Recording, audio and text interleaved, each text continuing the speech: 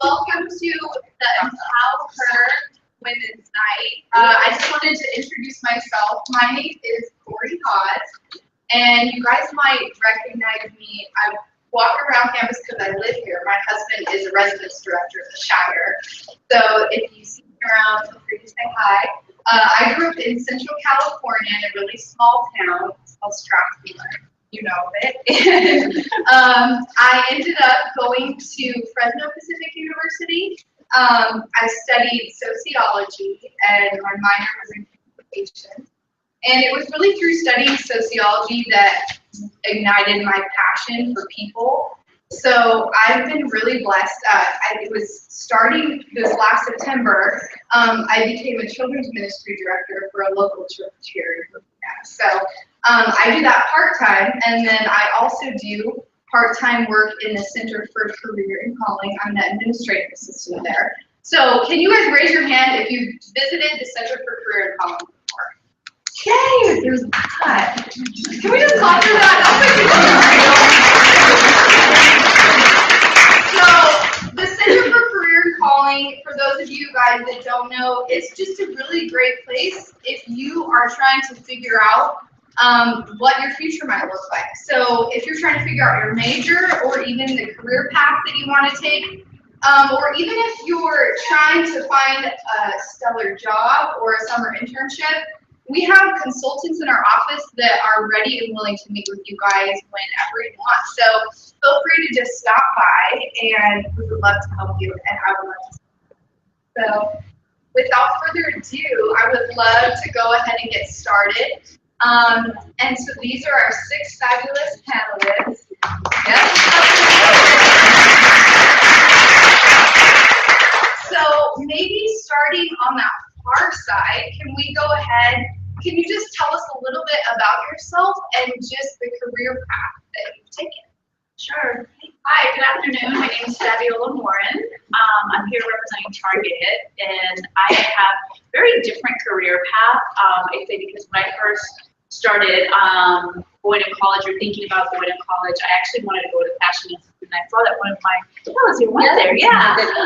That was my aspiration, so I actually visited FIDM a couple times, and then changed my mind and ended up going to Cal State Summer, because I decided to get married and go to school at the same time. So it changed my career path a little bit, and I decided to go to business school. While I was in college, I went and got my degree in information technology with a double major and also accounting.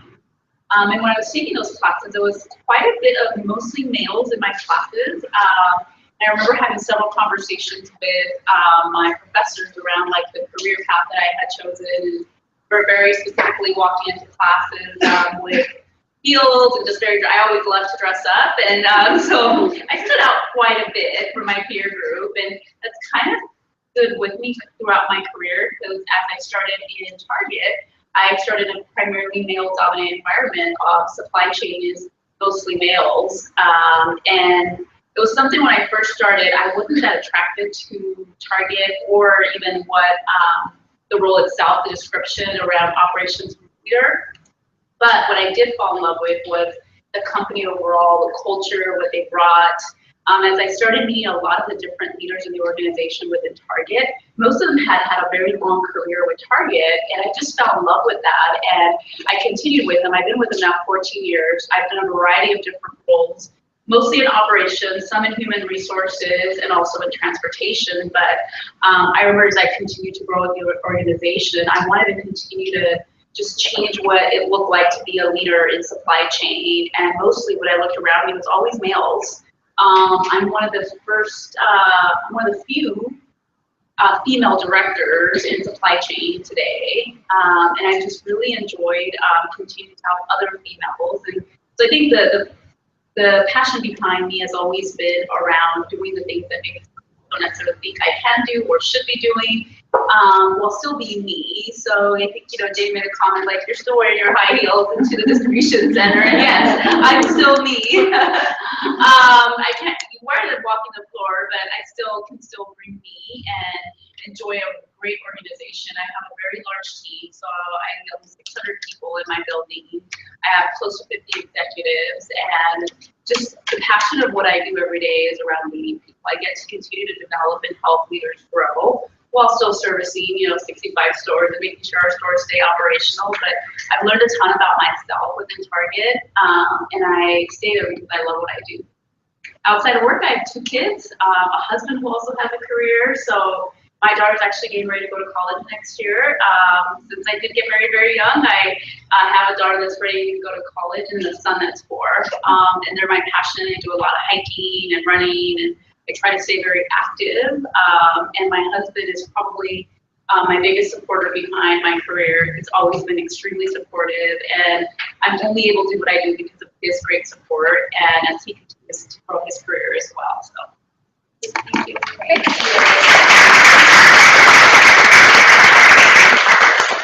All right, well, good evening, you guys.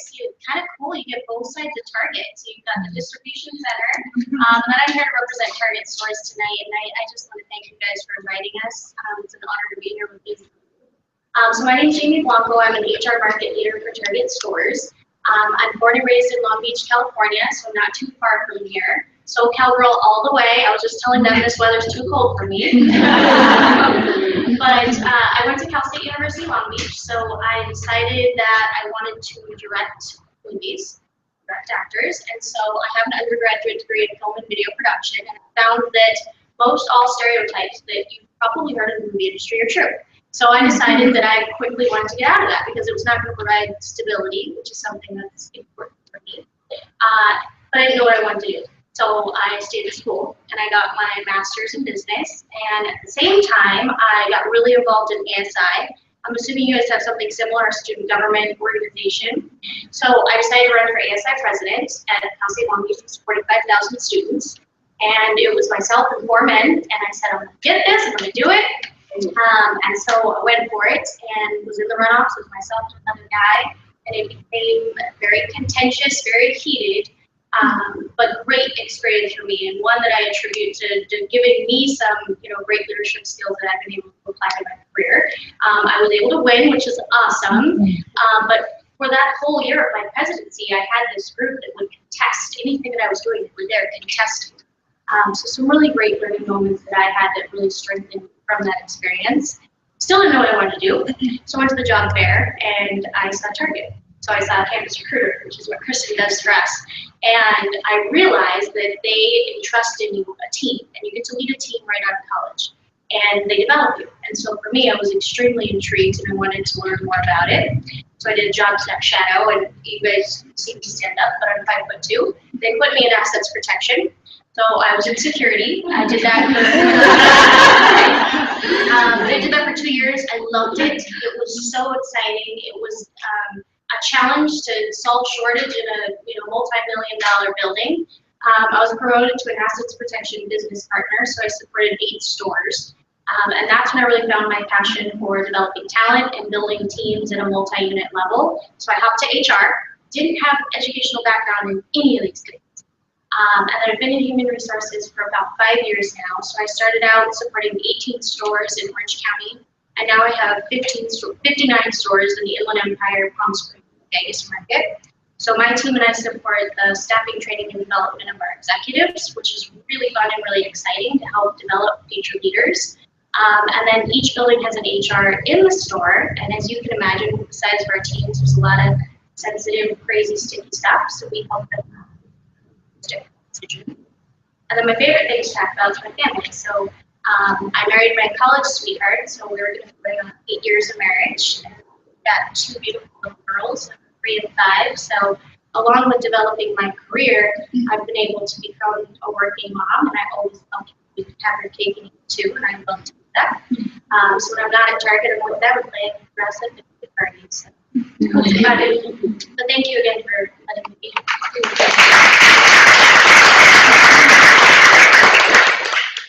Hi ladies, so nice to be here with you guys. It's amazing to see the turnout that happened tonight. I'm really, really impressed that you guys all came out and you're here to listen to our stories, and hopefully we give you guys some great knowledge. So my name is Jacqueline Schroeder. I work with Roxy Wholesale, which is based out of Huntington Beach, California. I'm originally from Buffalo, New York. At a very, very young age, I knew immediately that I wanted to be in fashion. I don't know how. I grew up in a farm town, which it's very interesting that I wanted to go after fashion. I probably was the most stylish girl in town wearing like my cool hoodie or something like that. But at a young age, I started looking at colleges kind of outside the realm of Buffalo. So a no-brainer was FIT in New York City. I looked at Otis, I looked at FITM, I looked at schools in Montreal. When it came down to it, I didn't want to be too far away from my parents. So I decided to pick up my stuff from my farm town to New York City. So at the age of 18, I started going to FIT, and the experience there is probably very different than the one that you guys have here. There is no campus. You are only allowed to live in community dorms for about a year, and then they kick you out and they say, get an apartment and get a job and take care of yourself. And I instantly, as soon as I got down there, I started working with Quicksilver as a side job in one of their retail stores, just as a kid on the floor. I loved what I went to school for. I went for fashion merchandising management, which allowed me to look into sales. It allowed me to look into fashion show development and product development and all sorts of different aspects in the fashion world. So that worked alongside nicely with my career at Quicksilver at that point, because I was working in the stores. I was kind of implementing some of the things that I was learning at school at that time. And within my first 2 years at Roxy, I grew tremendously. I became the manager of their Times Square store by the age of 20 years old. I stayed there for a year or two. I managed to step to 50 at a young age while going to college, like you guys. And I kind of always knew that I wanted to be in retail. I wanted to be in fashion, dealing with product. But at a young age, which I'm sure you guys know, to manage a staff of 50 people that are your own age at a very young age, it's tough. There's a lot of sensitive issues that happen on a regular basis. And I wanted to step back and try to venture into a new part of my career, but with Quicksilver. And there was an opening in their wholesale sales office immediately across the street from our Times Square store.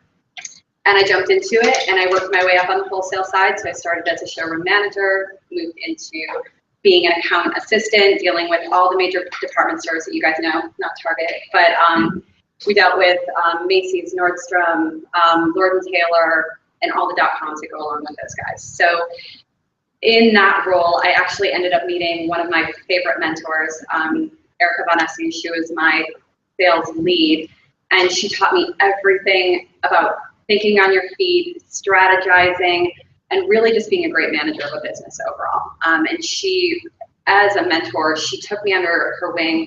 She always made sure that she took the time to talk me through everything that she was teaching me, so I truly understood why you do the things that you do in a job, which was something I really valued from her. So I remained in that role. I moved into a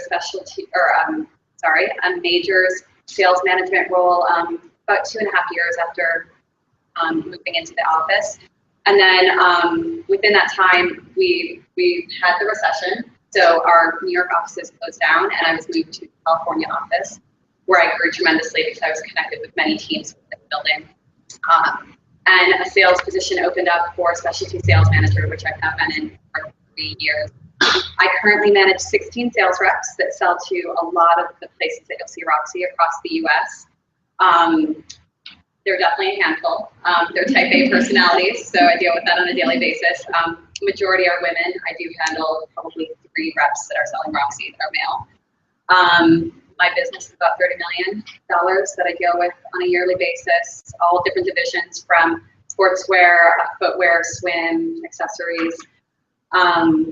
So it's about, I want to say 2,000 accounts that I deal with on a daily basis. So it's very, very taxing. But at the same time, I love it. I travel probably 70% of my job. I'm traveling from the East Coast to the West Coast, Hawaii to Puerto Rico, but luckily I have specialty accounts that are in the warmest territories, so I get to go to beautiful beach regions. And overall, I'm really happy with the career that Quicksilver has given me. I've worked hard for them, and every 2 to 3 years I've seen a nice bump in my job and something's opened up that I really wanted to pursue. So it's been a great career. On a personal note, I do have a lovely boyfriend who I've met here. He works for one of my competitors, Ruka. He's the general manager there.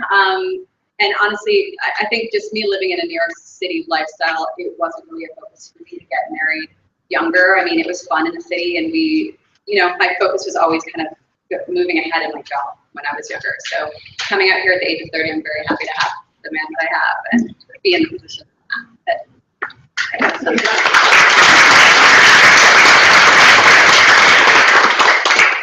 Hi guys, my name is Teresa Mercado and I'm Vice President of Procurement for a company called Loot Crate, which is an e-commerce company. This is actually, I'll start from the beginning. My resume is kind of long because I'm kind of old, but from an education perspective, well, let me start with my career. So I've always loved two things in my life. I've always loved fashion and I've always loved film. And so since there really wasn't a film industry in the Bay Area, and I'm originally from San Francisco, I went straight into fashion, working at a store and growing from there at like 16 to be there 20 minutes. I totally get where you're coming from. It's rough when, sometimes they're a little older than you and you're like, okay, give you hours and all this stuff like that. I went to JC and then I got accepted to Berkeley and then I didn't like Berkeley. So I dropped it. Don't drop it. But I'm just saying this is my story. So literally what I found out, I was working at a really great company called Esprit, which was based in San Francisco. Familiar with the brand. It was a really popular brand. We were doing a lot of great things in terms of eco-friendly fabrications and all over the world. And I started in sourcing and manufacturing there. From there, I was there for about 7 years. Then I skipped over to Gymboree for a little bit, and then I helped start up. So I was the first person hired outside of the company. We had 45 stores at the time. We were running all around like crazy. We were part of the Gap Inc. group, but total startup. The Gap team thought, we weren't going to survive, and we were trying to, talk to suppliers, and they were like, "What's Are you a military organization?" And all stuff like that. So by the time I left Gap, I was at Gap International, but by the time I left, Old Navy had about 700 stores, and we were a $7 billion company. So that was amazing. Throughout my career, I have been surrounded by incredible female mentors. I've never felt that there was an issue with women and leadership roles, because the head of Old Navy was a woman, and she's now the head of Charlotte Group's CEO.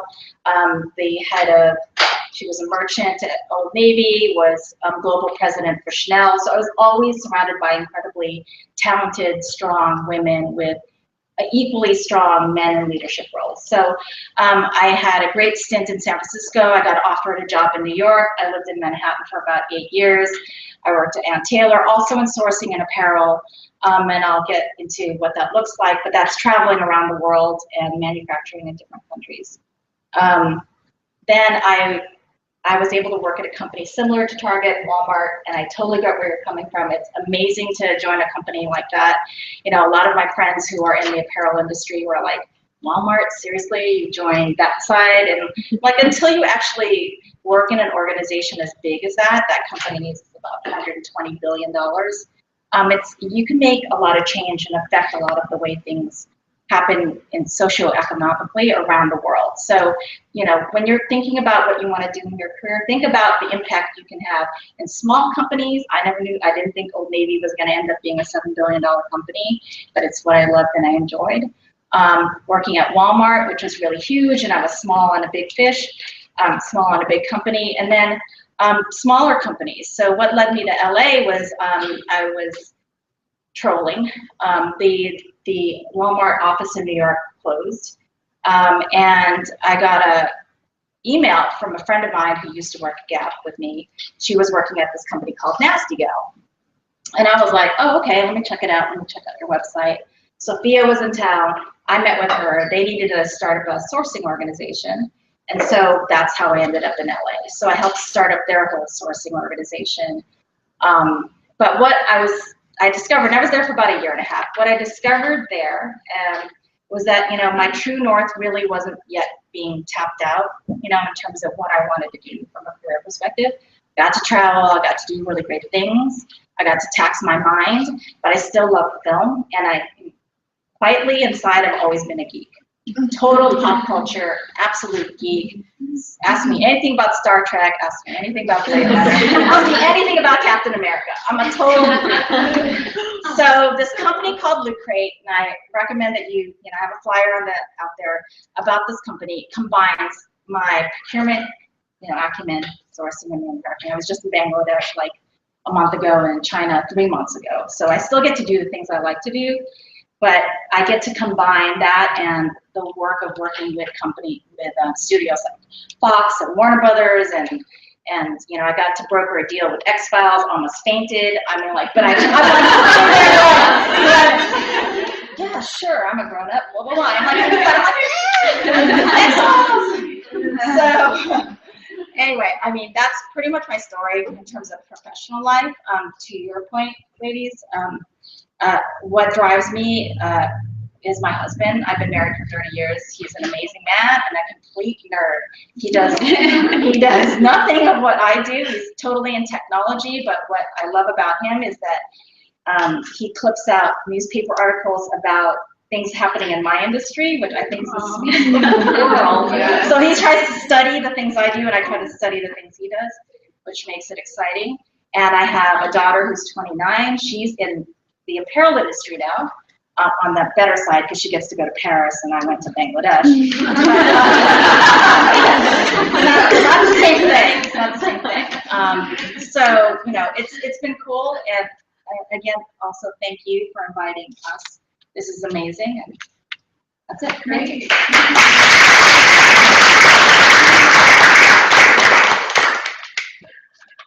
Well, hello. Thank you so much for having me as well. I am Dr. Angel Duncan. I am a staff psychologist here at the University Counseling Center. And I first of all, I just want to say I am so honored to be sitting here with my fellow panelists and just hearing your amazing stories. I feel so empowered and encouraged. I can't wait to hear yours. She's got a book.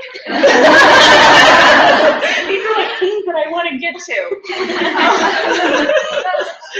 But in that sense, my journey to psychology was somewhat of a kind of a roundabout route. This was like really my second career, and in that sense, I really felt like it was my calling. And it took me a long time to answer this call, but I'm really glad that I did.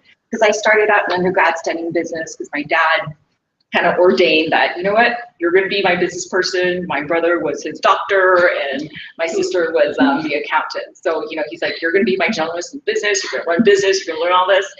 And I loved the study, did great. And I even got a really cool internship after graduation. I went off to work at IBM and eventually got promoted up to operations and was running operations for their CAD/CAM support center.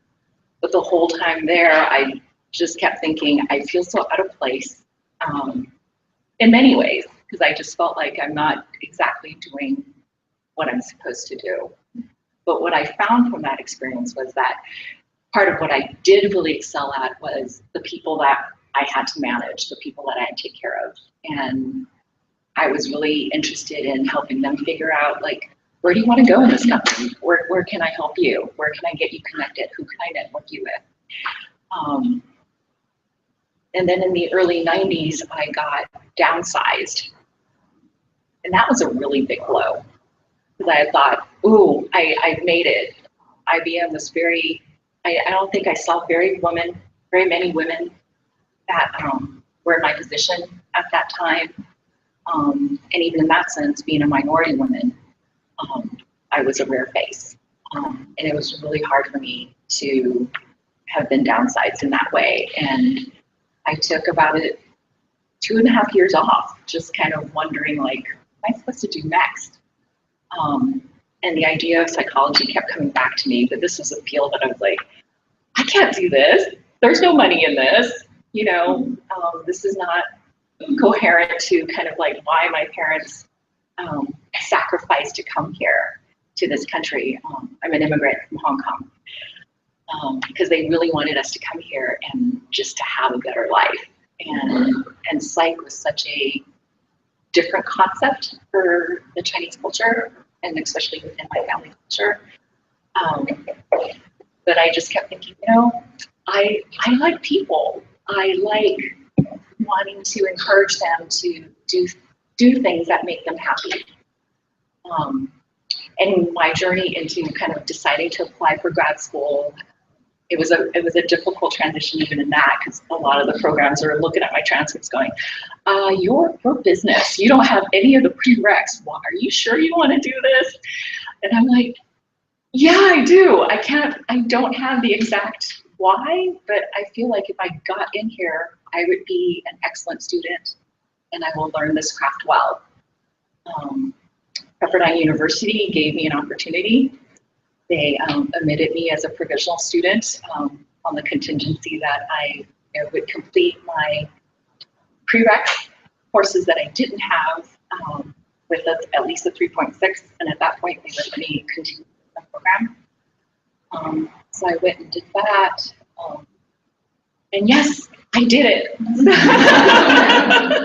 And as I finished, and I was doing an MFT program at the time, and towards the end of that, I was thinking about just futuristically what I wanted to do in this field, and the idea of a doctorate came to mind because I wanted to just have some more portability. And the MFT is not necessarily very transferable degree state to state, and even out of country.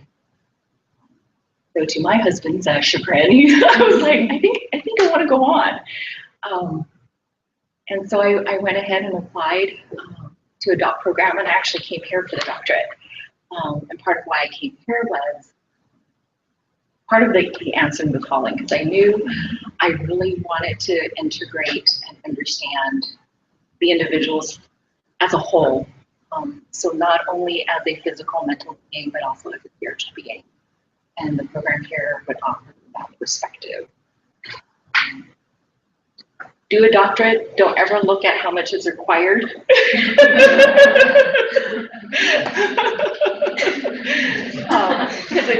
it's worth the time. But sometimes in the middle of it, I'm like, okay, what have I gotten myself into? I should have just stopped. But within a lot of that, I also had specialized training in psychodynamic orientation, so a lot of my work has been within that. And even how I kind of came back to work here was very much just, I think, of God opening the doors. I've always been interested in working on a college campus. Just love the population here. I love the students. I thought about this was a really nice place where I can use just my love of people, my love of wanting to help you guys find what you want to do with your life. But none of my practicum and none of my training did I work at a college campus. So I was told a lot that, you're not going to get hired. You don't have that on your resume. You've done a private practice model, community mental health model. So that's where it needed to be. But I felt very fortunate that I was able to convince my wonderful director, Dr. Bill Fiala, to give me a chance. And I've been here now for 6 years. I am the only full-time female psychologist that they have. And it's just been a really wonderful experience to be here. And I think for me, just when I think about futuristically, operationally, like there's so much diversity in psych, because as I'm listening to kind of like my business side is getting excited and I'm like, ooh, I can do IO. I don't have to just do direct services. There's like so much more with, and even so much of business involves psychology, because you have to understand the people that delivering your products to. Yeah, so in that sense, for me, I hope to be able to take that stand. Not to be afraid to speak up, being a minority woman. Because even though in my profession now in psychology, there's actually more female therapists and psychologists than there are male. But the males are the ones that still predominantly hold the directorships and all of the bigger positions throughout APA. So part of my thought is I want to break that ceiling. And eventually I'm going to have a book.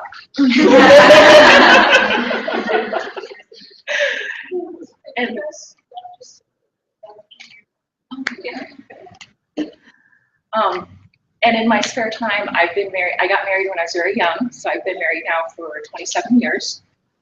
I have a wonderful husband who owns his own business. He's in the pool building business, so I've learned, been able to walk with him and kind of having that startup and learning the accounting and inventory and all that kind of good stuff. So that's been really exciting to have that being built.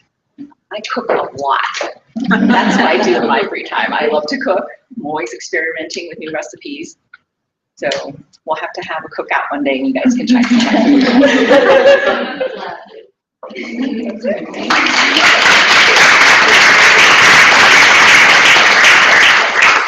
Good evening, everyone. I am Tinsy J. Taylor. I am originally from North Carolina, a small city called Lewisburg, which is about 30 miles north of the capital city. Growing up, I had many different professions that I wanted to be, one of them being a news anchor. My parents got me a Mr. Microphone, and I would go around the house and pretend to anchor the news. So I would say, "This is Tinsy Taylor reporting live from News Channel 11, ABC." But all my internships that I had in college were with corporate America. So I interned at IBM, Nortel Networks, Blue Cross and Blue Shield, and Progress Energy, all in marketing and communication consulting. I enjoyed it, but I really wanted to do more to help people. And so I got my bachelor's in communication, minor in psychology, and my first job that I had was working for the president of the universities in North Carolina. So I got to be on several different committees to research ways to reduce the achievement gap, how to get community college students to attend four-year universities, and something as simple as exposing them to a four-year university ignited their passion and fire to want to come to campus. Based on the feedback, being able to have financial aid representatives, students did a step show for them, they got to eat lunch in the dining hall, had a campus tour, they were mesmerized. I said, wow, exposure is key. I want to continue on in the field of education. So I did that for a year and a half. Then I returned to my alma mater, NC State University, and I worked for another year and a half for the Office of Equity and Diversity for the Vice Provost. So I planned programs centered around diversity, talking about controversial topics, hate speech versus free speech, helping students get scholarships, just trying to make a difference. But I knew I wanted to continue to climb the ladder, and I needed to have that master's degree. And I've always wanted to come to Los Angeles. I visited Los Angeles when I was 14 years old. My brother was at Stanford University at the time, and I would visit him at Stanford and then come to LA for a vacation trip. I said, I could see myself here. I'm going to live in LA. And in 10 years later, I made it happen.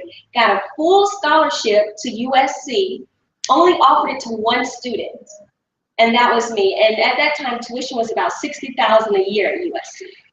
Now it's 70. And that was almost 3 years ago. And I was determined to come to LA, go to school for free, and I did. And I graduated in May 2014 with my master's in post-secondary administration and student affairs. And now I'm the associate director of the USC Black Alumni Association. Now I go back to my kind of communication degree. When I moved to LA, I said I was going to take advantage of every opportunity I possibly could, and I have. And one of those opportunities was being a red carpet host for an online network. And since being in Hollywood for only about 3 years, I have done 175 red carpets. I've been to the Grammys, the Oscars, the NAACP Image Awards, the BET Awards. I have talked to and interviewed more than 300 celebrities. I met Beyonce's mom, Kevin Hart, Robin Williams' daughter, Paul Walker's brothers, Alex Trebek, you name it, I've met them. I keep a spreadsheet. Every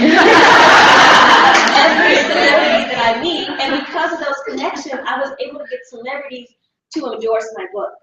In addition, I've been a contestant on Wheel of Fortune. I've been in a movie. I'm going to be in another movie coming out in June. And I have really taken the LA Hollywood experience to life. And those connections and networking that I've done have afforded me to be able to talk with executives from Sony, Warner Brothers, 20th Century Fox about turning this book into a possible movie. And so my book that I wrote is entitled Bullied, From Terror to Triumph, My Survival Story. It was not planned for me to wear the exact same outfit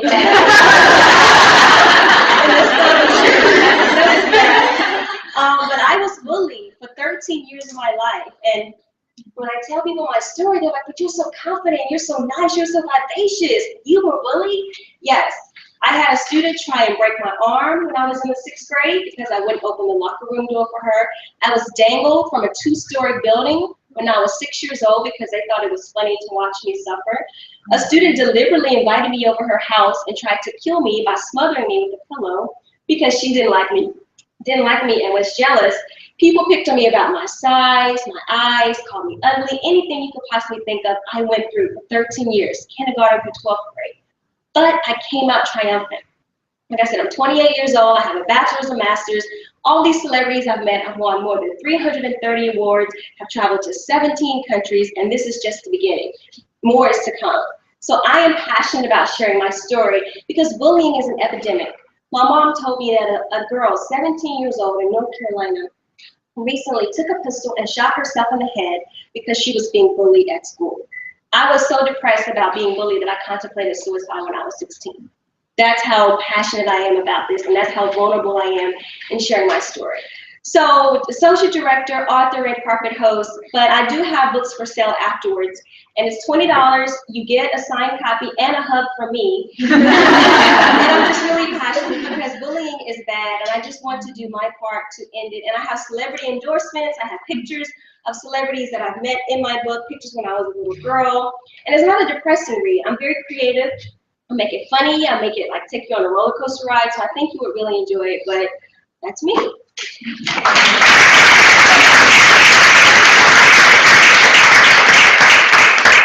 I would love to go ahead and jump into a couple of questions. This would be one, maybe if 2 of you guys would be open to answering. I'm wondering, based on all of your life experiences, what's one piece of advice you give to women as they venture into their careers?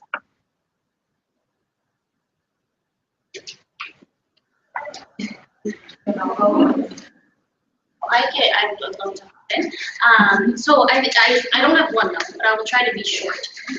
So I think the first is you guys have to take advantage of every opportunity that you have before you now that you're in school. So being here tonight, I think, is one big step because you guys are taking a step to network and put yourself out there.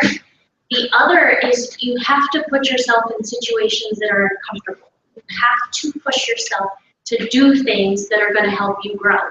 So if you're more introverted, you might need to go to a mixer. If you're somebody who doesn't like speaking in front of a group, you need to push yourself and you need to be the one to lead the conversation. So those are times when we grow. We have our internship at Target, and you spend summer with us, then we send you back to school. And the advice I give our folks that are going back to school has nothing to do with Target. It's about taking advantage of the experiences that you have here on campus. So put yourself in those leadership positions. And if you do any research or read about what's the difference between those women that get to those C-level positions with companies, it's because they put themselves out there. You have to know what is it in you that you struggle with, and you have to push that. And you have to continuously do that for yourself. The other piece of advice I give you guys is stay open-minded. So maybe not as open as I was, but I had no idea that I would be wearing red and khaki 10 years ago. If you would have told me that, I probably would have told you crazy. But I have found an incredible career that's provided an amazing life for my family and I would have not ever thought that 10 years ago. So just be open to what experiences you may come across. I'll jump in. No, go ahead. You guys can both go. I would definitely tell you guys, like, when it comes to the internships you guys are doing, as you said, put yourself out there. Really make sure that you're getting the most out of it and that you accept any job given to you and that you ask a lot of questions on why you're doing certain jobs. Sometimes at these internships, a lot of times, like, we give you guys kind of we obviously want you to know a lot about our companies and grow with it and learn about the roles that you're in. But at the same time, there's a lot of kind of cruddy jobs that go along with the jobs we do. I hate to say that, but hanging lines, we've all had to do that at some point, filing paperwork, things like that. But I think the more that you get into that and the more that you prove yourself through some of those little tasks, the more that we will put on you as employers, like as you're working with us. I know for me, the first internship I ever took, I was just like, what's next? What's next? Give me more, give me more. Oh, you want me to dust the shelves in your showroom? Sure, I'll do it. And as that kept happening, they would let me sit with the marketing group, and all of a sudden I'm helping create marketing campaigns. I think you were saying, Corey, earlier about like some of the amazing interns you have and how they've really, the more that they prove themselves to the employer, the more that you get to take on. And at the end of the day, we look at you at the end of your internship, and if we have roles, we're like, that's the one I want. She's trained, she's ready to go. And I think that's really important to take away. You know, it's your reputation on the line when you're in front of us, and the more that you guys show us that you want to step up to the plate, the more we want you guys. I'm going to draft on that. There's actually 2 interns that I know of when I was at Gap. We had a really extensive retail management program. These folks listened, which I think is really important. A lot of us I have ADD really badly. I mean, I literally have to stop and listen. That's a hard skill set when you've got things in your mind because you want to answer the next question. So listen. But the 2 interns that I can think of right now, one's she's the head of sourcing for Abercrombie, and he is the head of merchandising for Verity. So these guys started during college at Gap, and just going from that to where I see them today, you know, it is yours to lose is something that we also use as a term. Doesn't matter how small the company is, doesn't matter how big the company is. Just, you know, stay focused and listen. And the other thing I would recommend you guys read, other than this fantastic book, is a book by Sheryl Sandberg called Lean In. If you haven't, please pick it up, share it with everybody. This is not just a female thing, but I have noticed that when I am in some meetings, I have to actually bring females into the table. Yeah. I see them sitting. I'm like, you were invited. Yeah. Get in the table. Get in. We want your ideas. So, you know, as women, no offense to men in this audience, as women and men, welcome us into this conversation. That's one thing I would also recommend. Great. That's a great recommendation. Yeah. My next question is, I'm curious, did any of you have a mentor that helped guide your career? And if so, how did that impact you?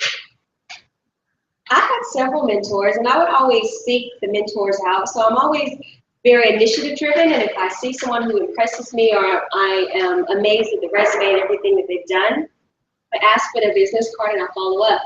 And there were many women who mentored me along the way. One of the ladies, when I was 19 and I worked at IBM, I was learning, and I thought I was so cute because I had these black pants with these slits on the side, and I was like, these are the cutest pants, I have to wear them to work.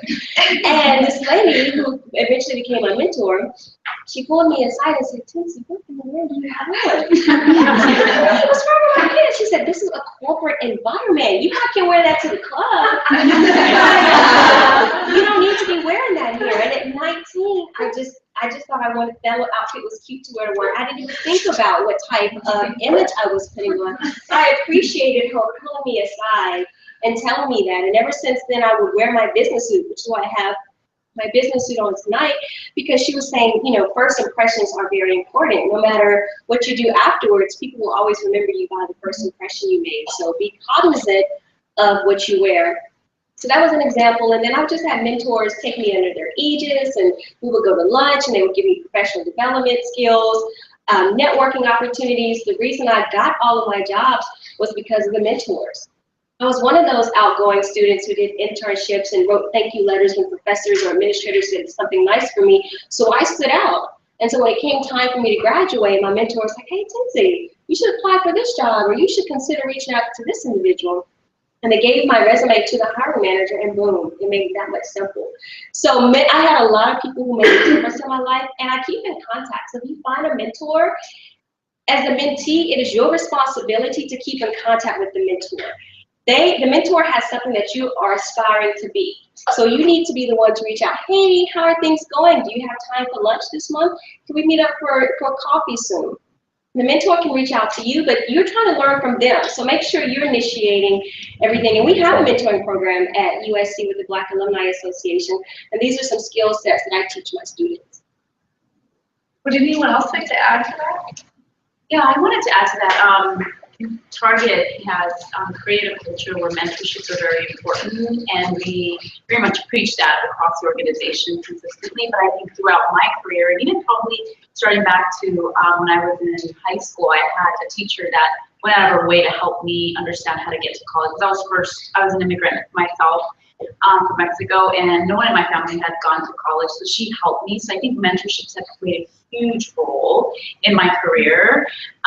But coming into Target, I've had different mentors along the way for different things. And I agree with Tennessee, because I think that I've done a lot of reaching out and set up statuses with people that I think I aspire, or some things that I really like that they're doing. And I have mentors who no longer work for Target who I still keep in contact, both male and female, because unfortunately in my field there's not a lot of females that are, especially now, that are in higher positions. But I definitely had a lot of males that helped me as well. And there's a couple females that stand out that are now working for different organizations that I've continued to keep in contact, that they help me both personally and professionally.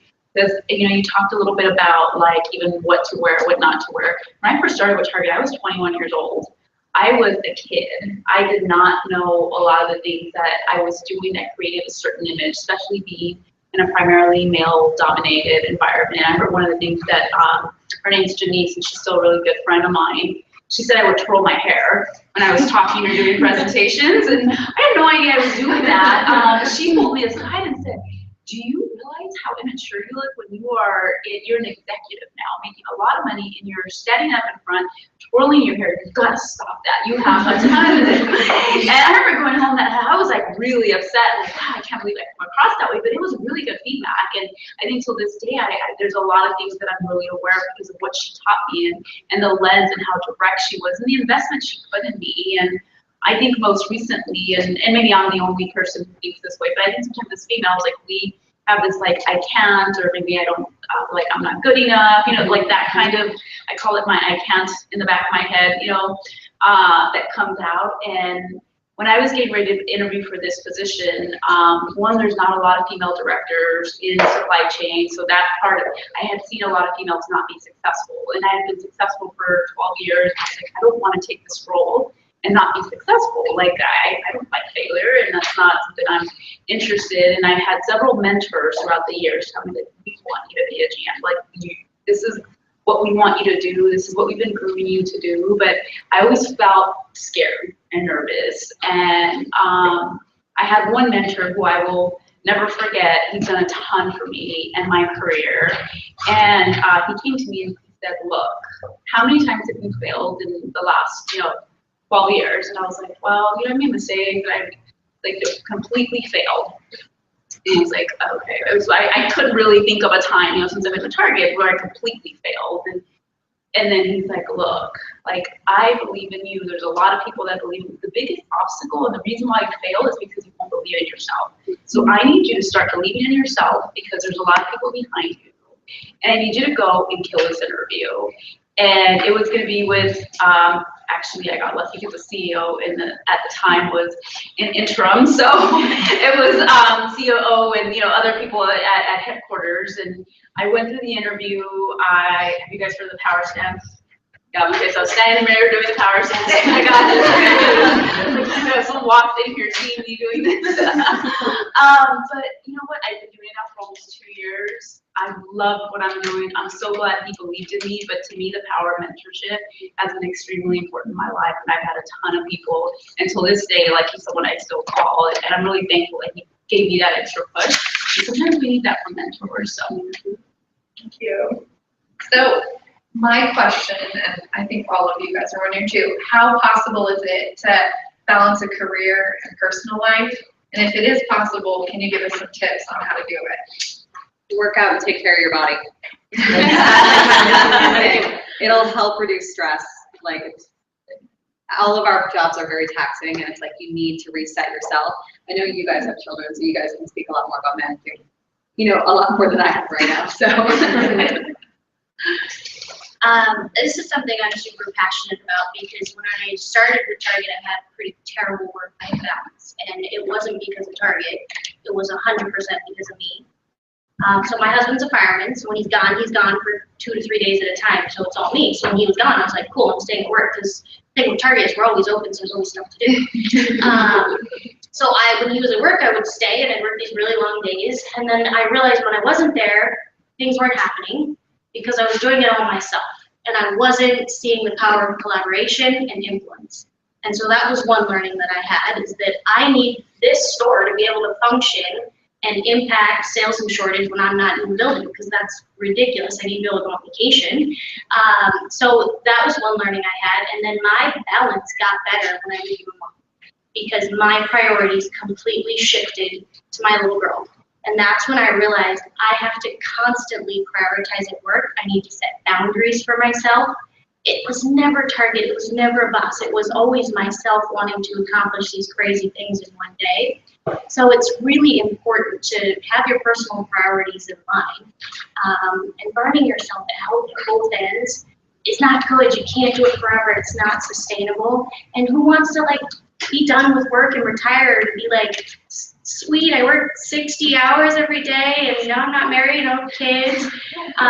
You know, and everybody's different. Like, all the priorities are different. It might be about vacation. It may be about, you know, saving for some end goal that you have. But know what that is that's important for you to accomplish, and keep that priority in mind. And maybe for some folks it is work. I can speak for myself. For me, it's my little girls and my husband, and that gives me balance, and that forces me to prioritize every day.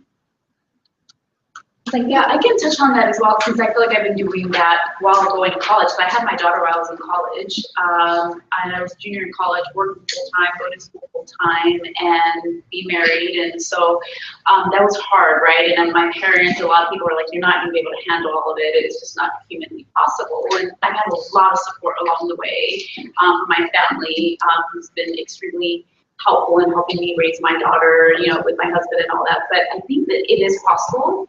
I mesh both of my family and my career quite a bit. And what I mean by that, if you look at my calendar, you will see, for anyone, they can see like block taking my son to, you know, daycare or doctor's appointments or things like I make both of my lives kind of very visible to both parties. And I think that's helped me keep things balanced. But work-life balance for me is not every day or every week I spend the exact same amount of hours at work than I do at home. And, you know, balance, it changes week to week, and it depends on what's happening. Sometimes it requires me to work a little bit more some weeks and take more time off the next week or things like that. Or sometimes my kids and my family need me more, and I spend more time at home than I do at work. But as long as you're able to juggle both, I feel like it is possible. I mentioned earlier my husband, he's extremely supportive, and he's played a huge role. He also has a career. So I think it is possible for two people to have two careers and have kids. My kids play sports. I've never in my career missed a soccer game or a teacher parent conference or any of those things. Like, my kids are my priority, and they always will be, and you can still do that while happy. What I've seen most commonly in my career is women start thinking about like kids, or it's not possible when, like, you may not even be dating, they're ready to say, well, this career is not possible because you can't balance. You can do both. And I have, you know, I had someone that I was mentoring, they were like, well, I don't know if I want to be a GM, because I was thinking about, like, when I get married, I'm like, you're not even dating, like, why are you even talking about that? But it's easy to think that you can't handle both. You can. I think it's very doable. And now we're more aware as a, I think as a society of like how to make that possible, and being openly talking about it. Because even like with my peers, or most of them are males, and they don't have to go home and do some of the same things that I do, but they have wives at home or kids, or maybe it's not that, maybe it's working out. For people, it's working out, or you know, spending time doing X activity. But that needs to be your balance. I agree with you. If you burn yourself out, you won't be happy in either of your sides of your life. So. I'll add on to that again. I think the transparency thing is huge. Making sure that the people that you work for know that you have certain obligations, and being upfront and open, and also giving them time to kind of also do what they need to do to cover themselves is very, very important. I think that's huge. Because a lot of retailers will work with any of us on our needs. Like, they understand that we're women and we have a lot of things going on. So. And then Angel, did you have? Yeah, I just wanted to add, because in that sense, the idea of balance, right? Like we've all heard, it's balance isn't always a perfect equal scale when you look at a balance scale, right? There's always some teetering, tottering, going back and forth. So, you know, there is going to be times where, you know, work might be more demanding, so I'm going to spend more time here. But on the other side of that is, okay, I'm going to be able to take some more time off when my slow season hits. It's like, you know, my job here is very much, I'm on your calendar, so I'm busy when you guys are here. But I get the breaks of I get summers, I get spring break and things like that. So those are the times that I try to plan where I can take some time away and refresh and recharge. And in that sense, just to always remember the idea, I mean, we hear this on campus a lot, self-care, right? Self-care, you know, and that's the core to the balance, you know, making sure we know what our priorities are, making sure, you know, we're sleeping, we're eating right, making sure we're connecting with the people that love us, that we love, that we support and they support us, because that's how we are going to be successful. Yeah, so in that sense, always just be open to knowing your needs, and to also think about yourself in those moments, because sometimes it's easy for us to kind of push through, right? When you're having to, you know, you guys got papers due, there's tests to study for, and it's like, you feel that stress, right? But a nap sounds really nice too. and sometimes it's okay to push through, but other times it's okay to say, okay, I'm going to take that 30-minute nap, because I know when I wake up from that, I'm going to be so much more refreshed and I can just hit it that much harder. So know that for yourself, and it's okay to say no. It's okay to turn down certain, you know, social events or even certain, you know, responsibilities that somebody might ask you to do if your plate is full. You know, we don't have to say yes to everything. We just learn to be strategic to what we say yes to. Yes. I wanted to go ahead and open it up to all of you guys. We have a few minutes for a couple of questions if you guys would like to take the opportunity to ask the panelists questions you might have.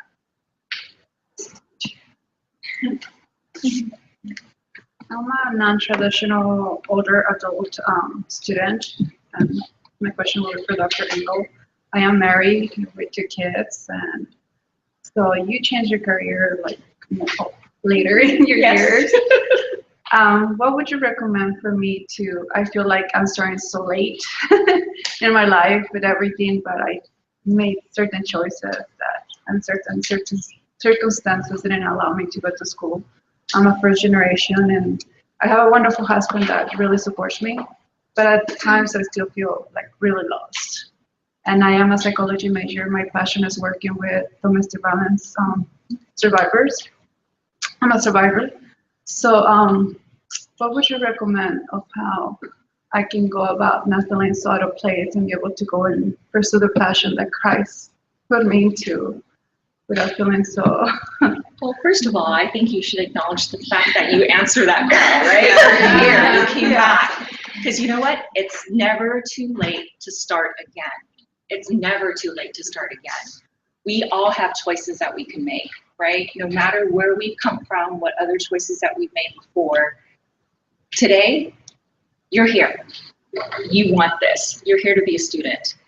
And I think part of that is reminding yourself that this is your calling, this is your goal. And I would say, you know, I don't know which program that you're doing, but get connected. Reach out to your professors, reach out to your peers, so that you can build that support system for yourself here on this campus, so that if there's any questions about the academic life, your student life here, you can get plugged into resources.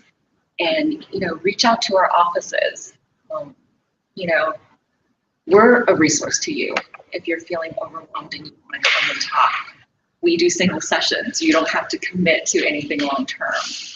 Because that's why I'm here. That's why I have a job, so that I get to talk to students when you guys are feeling overwhelmed or when you're not sure about something. I think in that sense is to not be afraid to reach out and to figure out what resources that are here on this campus that can help you. You know, the Women's Resource Center, our Learning and Truth Center, Career and Calling, so that you're not alone. Because in that sense, I'm glad you came back. You know, my undergrad experience was kind of topsy-turvy. I quit for some while and worked for a while, came back to some classes.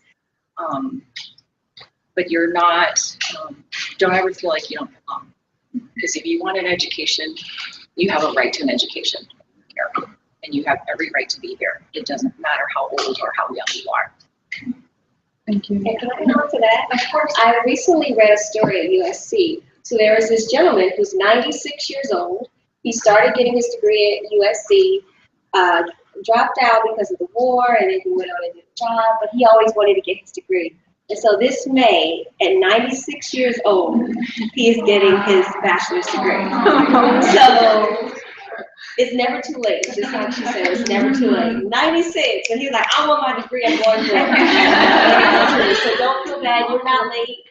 You're doing a fabulous job, you know, so just give yourself more credit. Thank you. We have one or two more questions. I have a question. My name is Nicole. Thank you, ladies, for being here with us.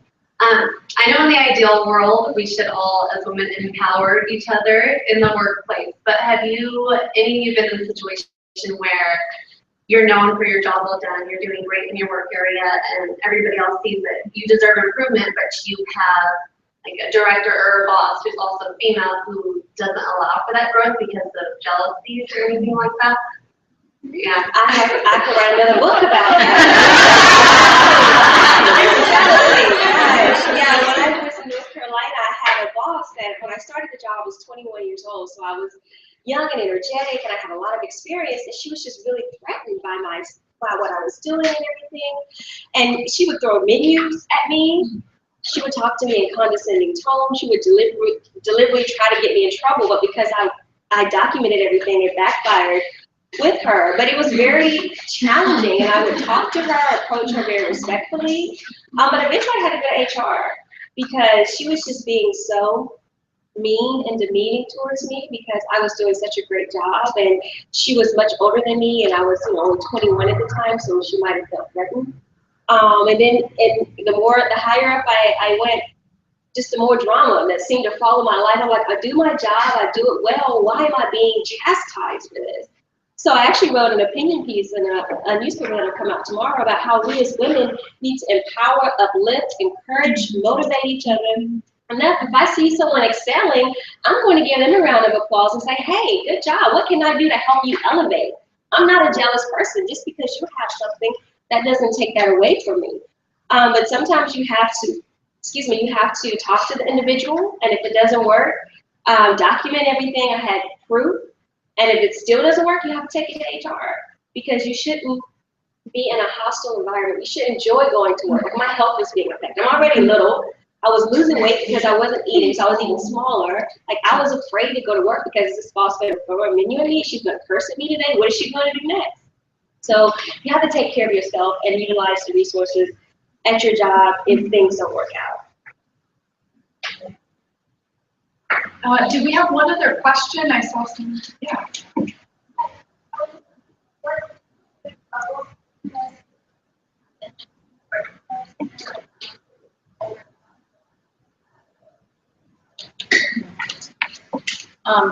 So when I started traveling, I would go to countries that were male-dominated, or even like not even countries. Some states in the South where I'd walk into a boardroom and it would be all men around, or I'd travel to Egypt and there'd be a lot of men around. And obviously I'm Asian and I'm not that tall.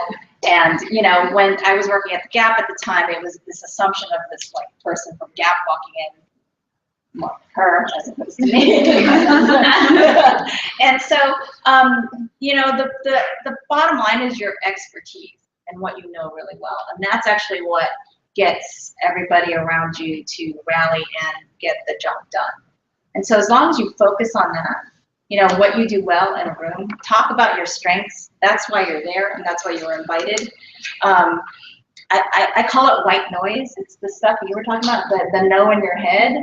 But actually, people, believe it or not, 90% of the time they're not there to bring you down. They're actually there to learn and move forward and get the job done. So, you know, that's what I've been successful doing in working in environments where there's predominantly male men in the room. And like I said, 90% of the time they're not looking actually, it's more in your head, you know? And again, your expertise, you want to succeed, but you also have to work hard. That's your brand, right?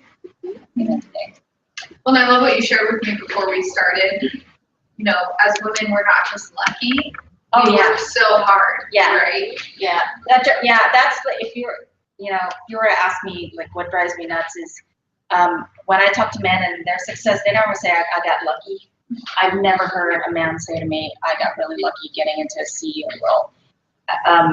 As women, please, you know, you got where you are because you did an excellent job, and you are very smart and intelligent and driven. And that is why you're there. Because sometimes it's luck. A lot of it is like, yeah, like, you know. But, well, I just feel like they deserve the biggest round of applause.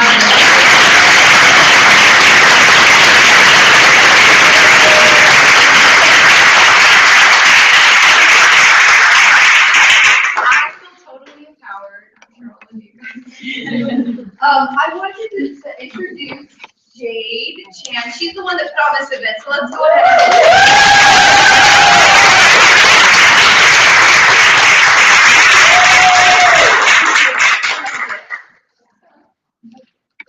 Yes. Yes. So if we can all give our moderator, Corey Halls, a round of applause.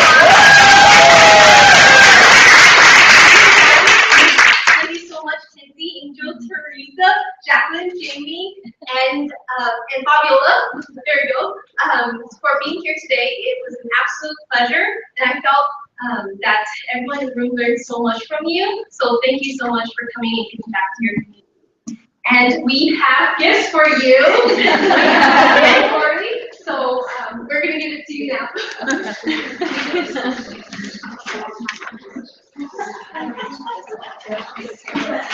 Don't eat it, please. As they're doing that, I'm going to just go ahead and make one last announcement. And then also, Kim, we have our undergrad interns stand up. Annika, Adam, Victoria.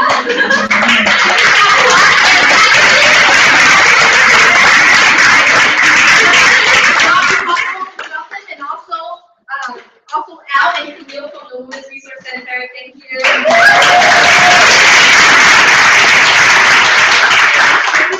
All so much for being here. It was an absolute pleasure. So we actually have 3 prizes to give out. So if you look under your chairs and you find a piece of paper that says #EmpowHER, please raise your hand. So whoever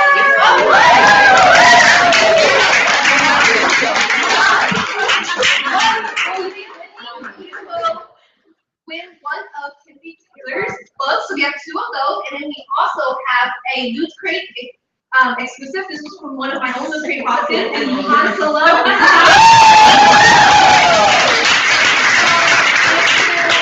you have one of those hashtags, so there should be 3, just come up to me afterwards, okay? All right. So I will turn it back to Laura. So I just want to tell you guys about a great opportunity. Right after this, in the atrium right here, there's going to be a networking fair with these lovely panelists. You get the opportunity to meet them in person. You can network and hear about some volunteer opportunities. And Tinsy will also be having her book on sale. So feel free to do that. That'll just be right after. And on your way out, if you could go ahead and fill out that survey, you could just leave it on the desk in front of you. And thank you again for coming.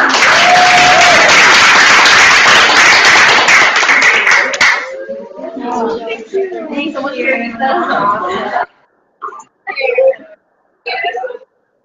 I will buy your Thank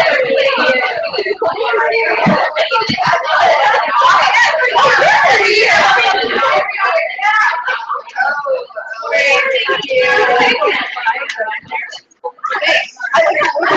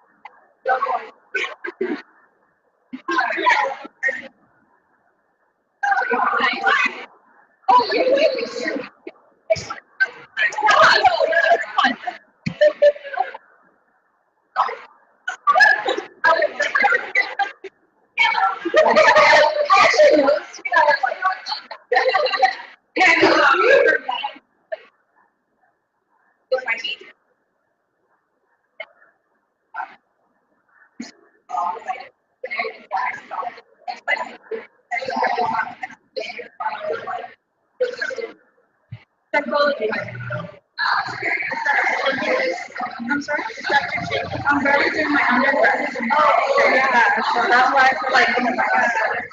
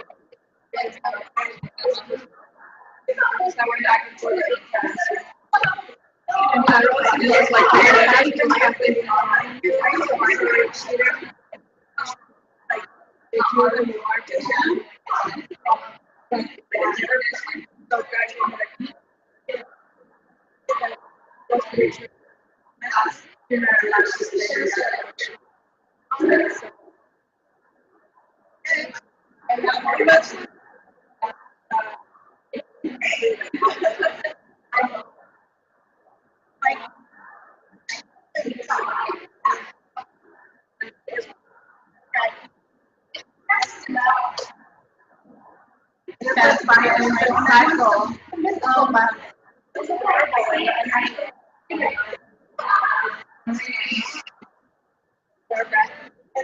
You turn on the glory of God, but like, what's that?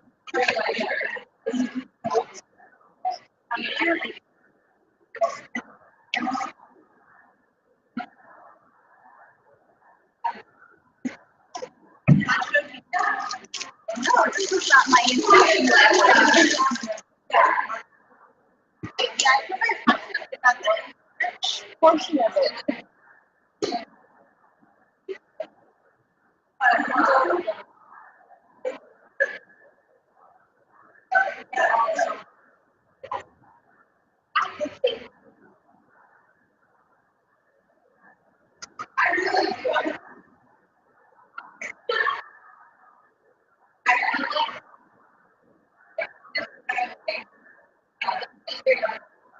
Yes,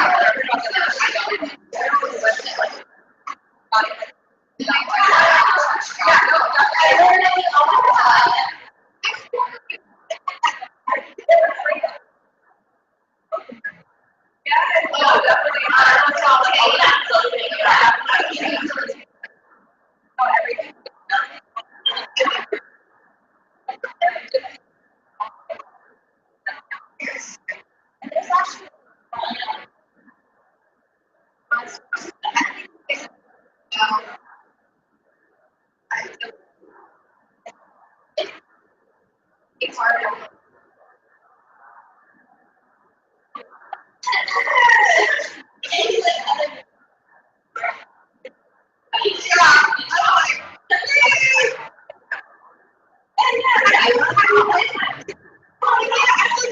Yeah.